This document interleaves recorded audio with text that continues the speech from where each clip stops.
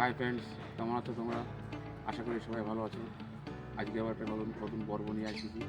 দেখো, তোমাদের আজকে একটা নতুন জিনিস আমি তোমাদের দেখাবো। এইটা ভাই, এটা একটা সবজি,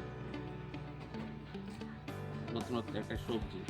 এই সবজিটা আমাদের বাড়িতে সাধারণত চালের পরে মাচায় বা হাঁড়িতে দেখা যায়, এবং বাজারেও এটা বিক্রি হয়, পিস হিসেবে বিক্রি হয়।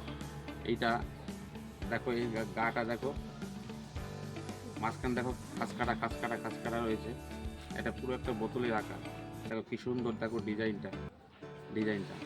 তোমাদের এটা কমেন্ট করে বলতে হবে যে এটা কী ফল, এটা কী ফল। আমরা প্রত্যেকে কিন্তু এই ফলটা খাই, প্রত্যেকেই খাই, সারা ভারতবর্ষ সারা পৃথিবীর লোকে খায় এটা।